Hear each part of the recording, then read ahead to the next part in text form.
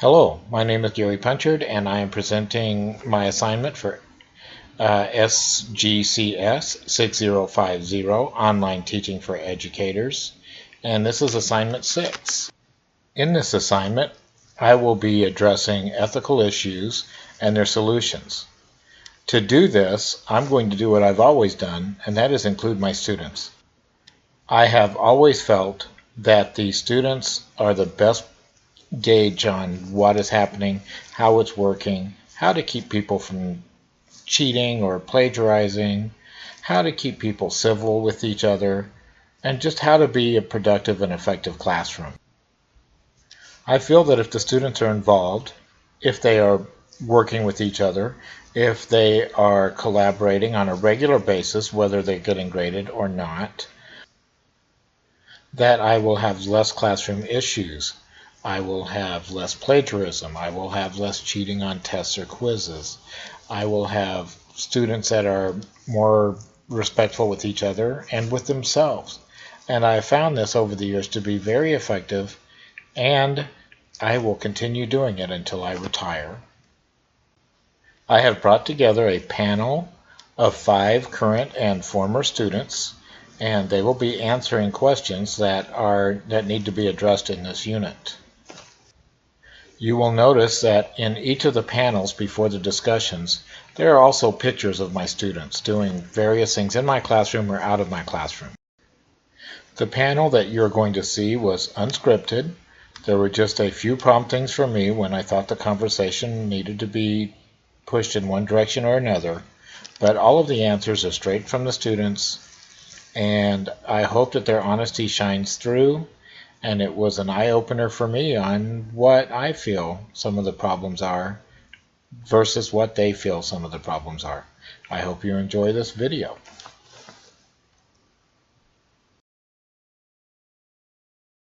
Don't be rude. Yeah, that's true.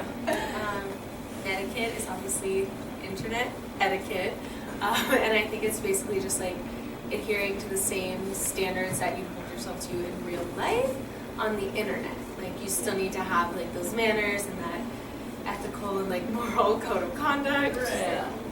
Like you're not going to threaten to kill someone on the internet. Exactly. Tell them to kill themselves. Yeah, Exactly. or that. You wouldn't do that to their face. Yeah, and don't like spam and write clearly, don't like write in all caps, don't, just be respectful. Nice grammar. Just so people can understand you. I've definitely read a few. I'm like, what language is this in? Definitely think before you type anything. Yeah. Don't post anything you wouldn't Yeah. want Go everyone out of your way to build Yeah. people down. Yeah, remember the human like behind the screen. 'Cause I feel Yeah. like it's so easy to forget that like there's a person behind there, since you're Yeah. not doing it to their face, but it's like if you wouldn't do it to their face, like don't do it online. Exactly.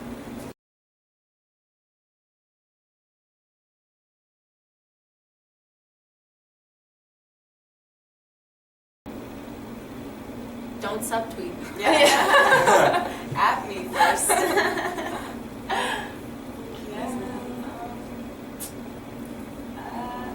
had a thought. It was right there. Now it's closer.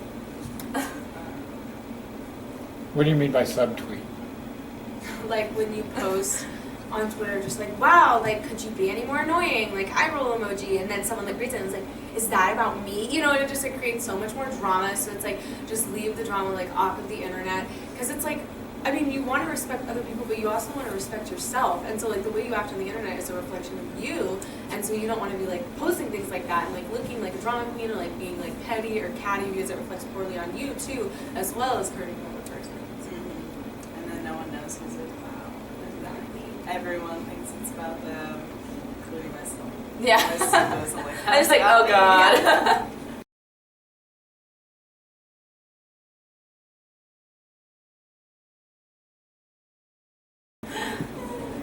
How do you feel about schools, prospective schools, universities, or employers who look at your social media before they hire you? How do you feel about that? I feel like they have to.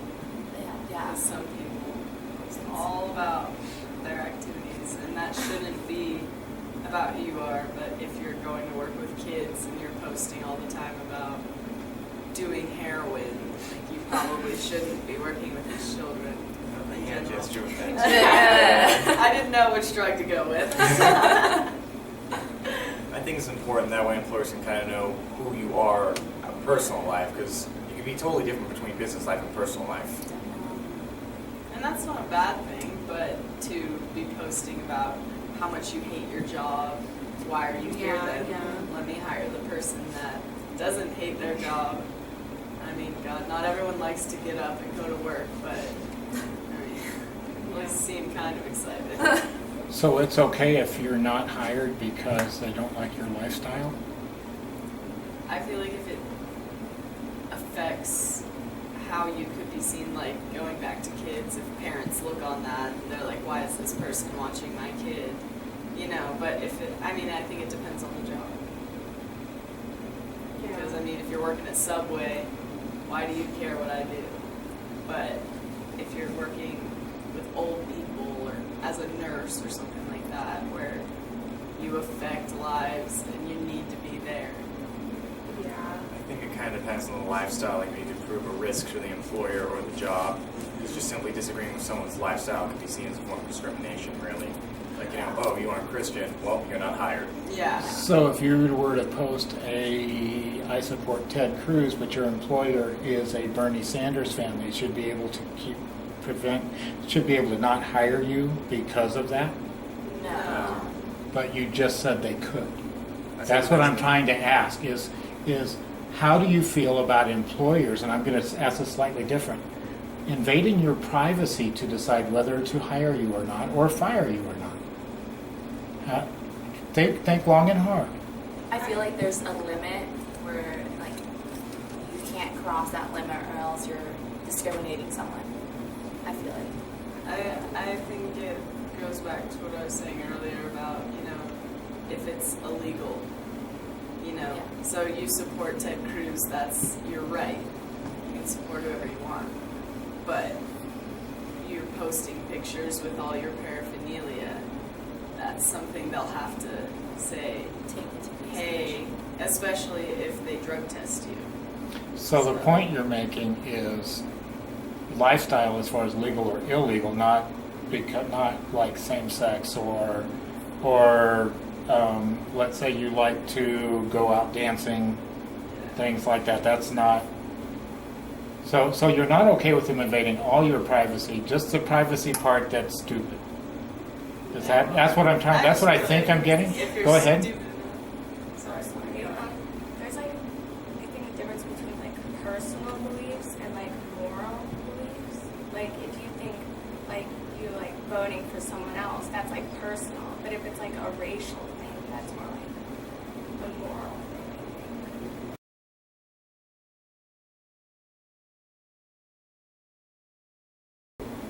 I know personally, this is kind of like different, but so I'm in a sorority and I'm not allowed to post certain things on like social media or else I'll get a text being like, delete this post and like all that.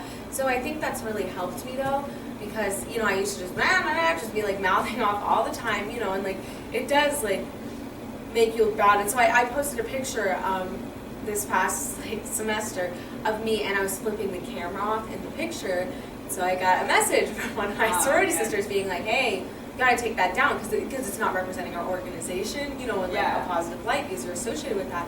But it really makes you think like, it's also, you know, how is this like representing me as a person? You know what I mean? So I feel like things like that, when you have to start like adhering to those standards, it really made me like take a step back and be like, oh, you know, maybe these things shouldn't be posted online. Exactly. Like, that's the same thing happened with me. I got my job and they're like, you really shouldn't post things that you don't want us seeing because you represent our company, and if we see it, you know, you're not, if a parent sees it, if some of the kids see it, because they're all on Facebook, so it's like, you have to be careful, and it did make me more aware, you know, should I be posting this, should I be saying this way, you know, things like that, just because you want to represent the people that you're with well.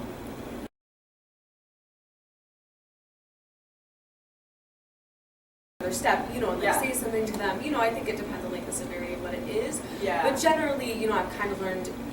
It's kind of, I mean, just like any other bullying, you know, it's kind of just like whatever. You have to, you know what I mean? At Yeah. some point, it's kind of like you have to turn the other cheek and let the haters be motivators. Exactly. I just feel like if it was, you know, like nude photos or something, Yeah. I'd take it to the cops. Like, Yeah.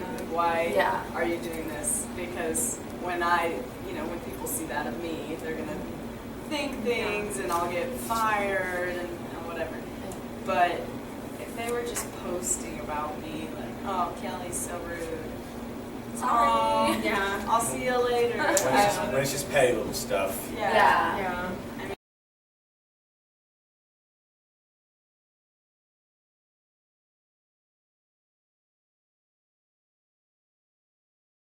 How do you think plagiarism or cheating should be handled and with each cases, things like that?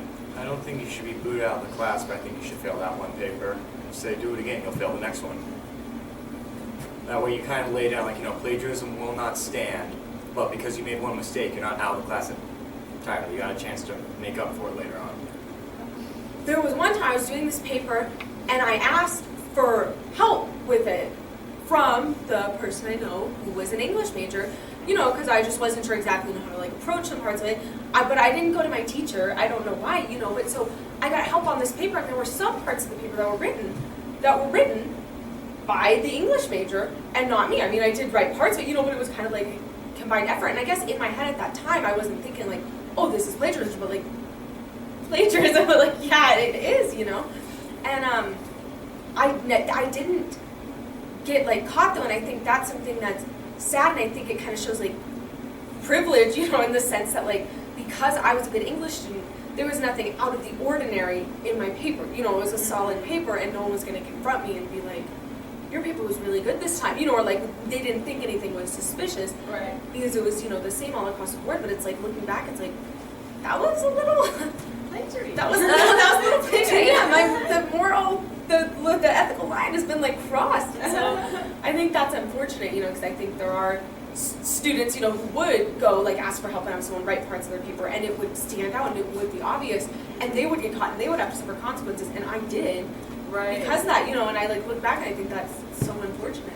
So I feel like the teacher should come to them and say, do you need help with this? Because if you do, come in and we can talk about it and we can do this. A lot of kids feel like teachers won't make time for them, and they will, but they don't think they will, so they don't ask.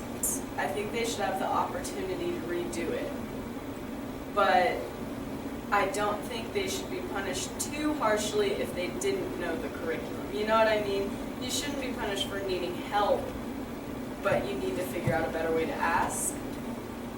Sometimes it can be stressful to get things done. If you're doing a paper and you have you get confused and you just write down not all of what you see, but there are some things you just put in there because you don't know what to do. Obviously it's not good, but I don't know. There are some kids who plagiarize it in the first place, and wouldn't put in the time to redo the paper, and so I think that'll speak for the student, and then you give the student a chance, I think you can tell them, hey, obviously you need help, there's something you're not getting here, you know what I mean? Because I think, you don't just want to fail kids, just to punish them. I think because obviously them doing that is a cry for help, in whatever way. So I think you should be helping them and give them a second chance, because either they'll take it, and take advantage of the opportunity, or they won't. And then that's all you need to know, and that's on them. So. Opinion now here. Discussion made me kind of come to a new opinion, which is good. Yeah. Building. Kind of going with that too, you should. So I'll take back what I originally said, saying you should fail the first paper. You should get a chance to do it again. But if there's multiple instances where you continuously, you mess up and the teacher lets you redo it, and the next time you do the same thing, and you do it every single time, there should be a point where you say, okay, this won't fly anymore. I also feel like what you were talking about with privilege does make a lot of sense, and it went with what Tristan was saying earlier, how, if a really good English student comes in and you plagiarize, you won't notice, and those are the people that don't need help. Yeah. So, you plagiarize, you get a 0, 113% is now 110, you know, whatever. But the kids who plagiarize, who need that, you know, they need that aid, they need to play football, whatever it is, you know, and then you give them a 0, it's like the privilege is there because obviously you didn't write this, you know, I've seen your writing, and not that you're not that good, but this is just not your voice, you know, because you can tell if someone's written a paper for someone else, you know, especially if you're an English teacher and read all of their assignments, you know, so I think that does speak for students. You know. I want to say it was the end of my junior year. I'm not positive though. It might have been sophomore. And I had a final. I no, it wasn't my final. It was a test that I hadn't taken for whatever reason. I was absent. I just hadn't taken it, and my grade was at like a 78 or something, right? I did not want a C on my report card, right? You know what I mean? I just never had. I just wanted A's and B's, whatever. I don't know. So he let me. You know, he's like, of course, retake the test. I went in to take the test.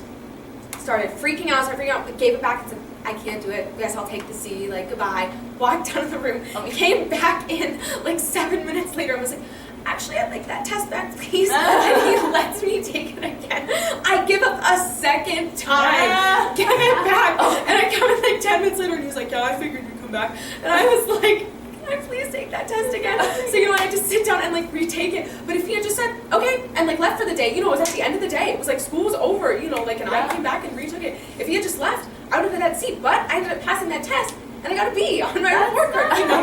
And so it was just like, you know, if I hadn't gotten that opportunity, I think that was kind of always the case, you know, is that I could retake tests. And if I didn't understand anything, you know, it was always explained to me. And I think, you know, I think that's something about like Mr. Punchard, and I would say Mr. Johnson's really good about that too, is making sure you understand the material. Yes. How often were you allowed to retake a test in my class? Until you Your grade went down on the test. Right, and with that, did I average your scores? No, you took the highest. Why do you think I did that?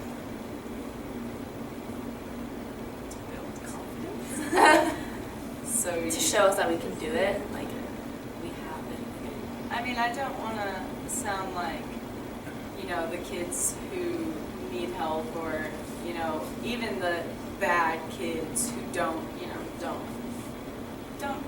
play sports or try or whatever, you know, the stereotypical bad kid gets D's and F's, whatever.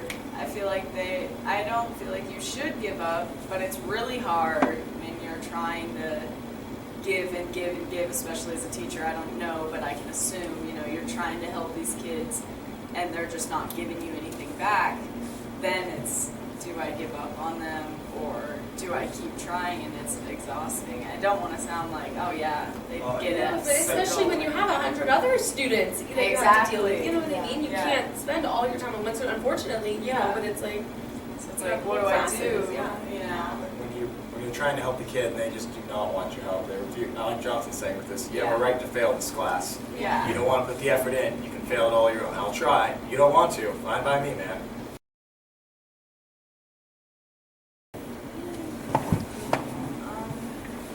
Cyberbullying is bullying on the internet through social media or email, or I guess like I would say text messaging. Yeah. Anything digital. Yeah. I think the laws are you can't do it. I think it's frowned upon. I know the loophole if that is. So legally, you kind of can't, like, you know, go out of your way, but the internet has the power of being anonymous. That's true. That is where That's people get true. brave, because you'll never face repercussions for it. If you tell a kid to kill himself and he ends up doing it, you'll never know. Exactly. You will never face justice for that, but that family will be forever changed. Especially like Tumblr with their anonymous, you know, you can ask anonymous questions to people and that always leads to, oh, you should die, blah, blah, blah, which I don't understand. It's kind of like the culture of the internet. There's certain parts, like you said, Tumblr. Mind you, I frequent Tumblr. You'll find some really funny stuff on there, but there's a darker side, which is people there for malicious intent. Yeah, and I think that's really funny because, you know, that is one site amongst others where a lot of people are very for the happiness of everyone and, you know, everyone has equal equality and things A like bunch of that. people want everything to be a kumbaya Yeah, world together. They're those They disruptors want a lot that want of to peace. cause stuff. Exactly, they want a lot of peace, but a lot of those same people are probably in other people's ask box, click the little anonymous button, and now that's where their negativity goes. Has anybody ever stolen your password? Hey, But they never did anything. Like I found out before anything happened, so I was able to change it quick. But I mean, one time I had a crazy boyfriend who changed my password, but that was it. Changed my password without telling me, but the most I've had is text messages from random numbers, like, oh, you're such a whore, or whatever. You're like, who are you? Phone calls. yeah, those are the texts. Definitely. Yeah. Funny you should mention phone calls. Like not even 2 days ago, I don't know who it was, but I got a call on my phone and I was at my house. I don't have good service. I'm only able to see when someone texts me or calls me. I can't send back, which is brilliant for conversation. Oh, yeah. But I saw it was a Nevada number, so I went, oh crap, do I know this person? So I came into VC to call the person back and see, if this is actually important. And the first thing I get when I pick up, what's up, cocksucker? Oh, jeez. Okay, and this kid's Hello. about 11, I want to say. I couldn't really tell. He was really muffled. I couldn't make out a whole bunch of words. Like I just kept getting insulted over and over. Like he called me a fag. He covered all the gay slurs to a point where I said, "Okay, can you stop mumbling? I can't understand." He said, "I can't understand you either, queer one." Okay, well clearly you can. And I said, secondly, you really shouldn't be wasting your time just calling random people. Oh yeah, what are you going to do about it? Well, nothing. I don't know who you are. You don't know who I am. So this is about where this conversation is going to end. And I just hung up. And I remember I just went, that was such a waste of my time. That's just a lot of, you're getting a text every day, or someone in particular is messaging you, you know who they are, let's say it's Facebook, and they just won't leave you alone. I feel like then, and Facebook has a lot of, you can block them and things like that. You don't have to see them. You can also block messages, I found out. I didn't know that. And you can just block the message and not block the actual person. Awesome. Facebook does a good job of trying, on their site, to try and limit that. Like, if someone's coming for you, you stop them. But there's only so much you can do with so many users. Yeah. I'm sure their hearts are in the right place. Just I don't know what actions they could physically take to, prevent it entirely. Cause Okay, what do you think? Have you guys seen the ad campaign about the emoji to let people know that they're worth something and that you care? Have you seen the campaign? What do you guys think about when you see somebody being bullied online? What do you think you should do? Oh, I always hop in there. Oh yeah, I feel like you should stand up for someone if you know them and you know that's a bunch of lies and people are just trying to instigate a problem. I feel like you should step in there or maybe take it to an adult and. To be fair though, that's really easy for us to say now, but sometimes when you look at it, if you don't really know the kid, you might know that you might be able to put a face to a name, but you really know him. You might go, I have no real interest in this battle. It doesn't really matter to me. Or maybe it's your friend doing the bullying. You're like, well, they're probably just horsing around. And it's easy to say, I would easily step up for him. And I'm sure there's some cases we would instantly jump. If it's like a brother or a friend or something, you instantly go in there and tell them to back off. But there are other cases where it might not hold too much value to you. So why would you put yourself in that situation? I don't think that should be a thing. I think if you keep it polite, it's okay to have disagreements online. Yeah. But I think there's a clear line where it turns from an argument, like you're debating something, to malicious intent. Yeah, I feel like you could, because to me, online is a society in the internet. So, just like we were saying with netiquette, you treat people the same way you would if you're having a real conversation with them. So I feel like you can have arguments because you could have an argument with someone face to face, and as long as because this is my kind of golden rule for myself, if I wouldn't say it to their face, I won't say it online to them. So, since Tristan's the only guy here, let's say that Tristan is your boyfriend, and Tristan goes to the movies with Sophie. And so you find, and then Kim tells you, and you call Sophie a slut online. That's Is that not- bullying? See, Well, the thing is, Ooh. yeah, that It's is because you shouldn't just be. You don't. I mean, to be fair, I the thing would say is, the deeper issue is like the misogynistic undertones of like Yeah. going after the girl, Ah. boyfriend. Yeah, Oh. I was like, there's, you know, Yeah. it takes two to tango. Exactly. Mom people, like, And then you get to, is she my friend? So let's say she Yeah. is my friend. So Sophie knows I'm dating Tristan. I come to them. I say, hey, was this a date or what was going on? They're like, oh, we were just going to the movies, you know. Okay, then it becomes me as a girlfriend. Do I trust my boyfriend? Do I trust this girl? Is it okay? You know what I mean? To come after Sophie and say, you're a slut, you know, if I would say it to her face, I think it's still bullying in a sense, but I'm mad at her, you know, so I don't think it's right, but I see what goes on, you know. I feel like a lot of girls would react that way.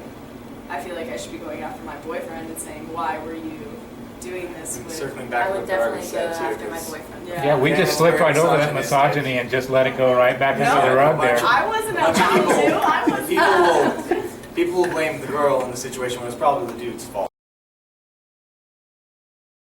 You know, that mob mentality, when everyone's commenting and saying like it's so funny, it's easier when your friends are doing something to just hop on the bandwagon, you know, without even thinking like, this is a person we're talking about, you know, like it's just, there's something about the screen that makes you like disassociate, you know, the two things. Because you're not looking at the person when you say it. Exactly. It's Yeah. so easy to You can hide say some behind terrible it. things about someone, but if you had to look them in the eye, you Yeah. would never say those things. My thing is with punishment. I feel like I don't know why this is, and with if the post is time marked or whatever, it's much easier to figure this out. This isn't a complete thought, but you know, I feel like if it happens during school, you go to your principal, That's and if what it it is, happens so- outside of school, I feel like it's a police type thing. Well, that's where it comes kind of like a gray area. It's like teachers want to intervene to help their students, but they aren't in school. Teachers can't control kids at their house. That's Exactly. they're only And here for so that's a long, so you can't really parent dictate what they do thing. there. And I it's just a parent feel thing like- too. Kind of going back to what Darby said, like I can't understand why someone would want to be all out there with that. Yeah. To make it slightly political, sorry. Some people just raised in households like that where you just go. And as a result, they're much more aggressive on the internet as opposed to some others who might just kind of, be a little more passive. Yeah, and then it becomes a child thing because if you do, you know, okay, well, if it's at home, the parents deal with it. Your child has to tell you. I mean, I know that parents get on their children's social media and things like that, but I'm 17 years old. My dad's not looking on my Facebook. He doesn't care. He doesn't even have a Facebook.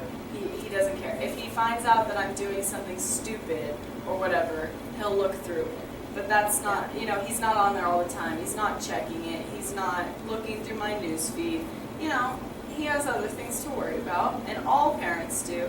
So I feel like, you're old enough, you're 15, I'm going to let you go on Facebook and I'm not going to check it. Well, your kid has to come to you and say, Mom, these people are really bullying me. These are the things they're saying. Things like that. And then it becomes, if they don't tell you, Yeah. what can you do about it? Yeah, but that's You the know? thing that I was gonna say. Like, kids are like scared to be a tattletale, Exactly. and the problem will become bigger if like the punishment isn't like hard enough. There's also the issue that I know there are some parents that, oh, my child can never do anything wrong. Even if you Yeah, have that's explicit proof they did right something there, wrong, yeah. they will deny their kid's Yeah. perfect. Good Yeah. God. Yeah. Yeah. So, they would never do this. So, oh, they were just kidding, and they'll defend the kid. We can't stop cheating. We can't stop plagiarism. We can't stop bullying. But we can change the culture in which it happens. I hope to do that in my classrooms by making sure that the students have to interact with each other in the classroom, out of the classroom. They have to interact with me in the classroom and out of the classroom. And I would really like it if the other staff members in our school would do the same. This is my last assignment. It will be turned in late, and if you're still watching, you will know why. I am terrible with technology, but I try very hard, and I've learned an incredible amount of information this year. Thank you.